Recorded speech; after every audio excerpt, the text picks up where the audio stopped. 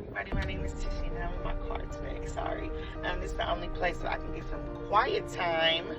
My little babies are running around, so I didn't want to bother them. But that's beside the point. Let me get into my forensic argument speech.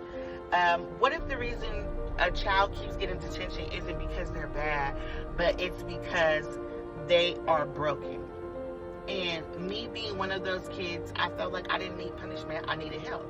My claim is that detention for kindergarten through 12th grade should be replaced with mental health check-ins and therapy sessions. A lot of kids act out because they don't know how to say, I'm hurting. They might be dealing with trauma, abuse, mental abuse, physical abuse, sexual abuse, emotional pain. They're hungry. It's just like, it's so much that can be going on at that home that can be weighing down on such a young child. But instead of being offered help when they see a child acting out at school, we're automatically sent to detention, which doesn't solve anything. If anything, it just makes the wound get worse and worse. Just a little bit of evidence that I found. CDC stated in 2021 that 1 in 5 kids have mental health issues, but most never get the help. Schools might be the only place where they can, which was me. From middle school, or no, probably from like elementary to like high school, I had a rough time. I was going through a lot, I was being abused, and I just was not able to really speak on it because I felt like I didn't have nobody to talk to about it. When I got to high school, I had a little bit of a short temper on me, and I was placed with this lady who was a counselor, but she was really sweet, and really what she was supposed to do was help me just fill out forms for college. I was supposed to just be filling out applications for college, but she just ended up letting me talk to her, and it just helped me so much. It just takes one person.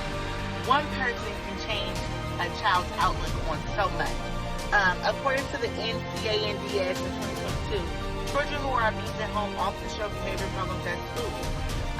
So many children just act out. They get into fights, they get into arguments, they get into just so much stuff at school because they're not able to fully express themselves. Another one is Very Well Mind stated that trauma makes it hard for kids to manage emotions, so they act out, which just is another agreement to everything that I've already said. Some people say that detention is cheaper and it's easier, and it's just an easier way for them to just put kids in one area.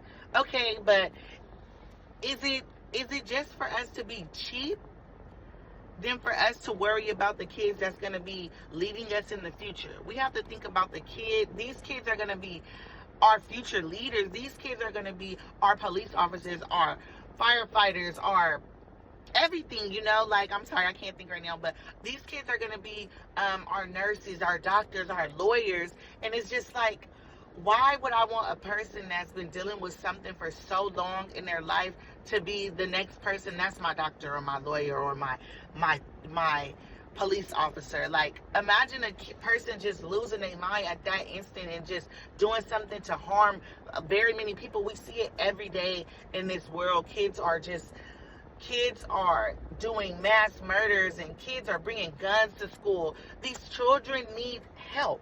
They need as much help as that they can get. I've lived this testimony because just growing up, like I stated, that I was abused and I got detention so much. And it honestly just became a place for me to take a nap. Like, I would get into some trouble and I'd just be like, whatever. Like, the teacher just tell me that I gotta go to detention. Okay, cool, send me. But at that time, the teacher didn't know that how much I needed help, how much I was crying inside, how much I would just cry to myself because I needed the help. And all it takes for one person is to say, what's going on in your heart? What's going on with you? Are you okay? These things could have helped me change my outlook and the way I moved when I was younger. Instead, I was so mean to people. If you went to middle school with me, I hope you don't recognize me. I was so mean to people. I was quick to want to fight people. I was just angry. because of my own personal traumas that I had no one to talk about it to.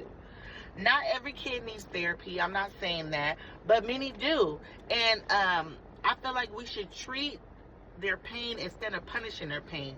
When we give kids a real chance at healing, their life is much easier.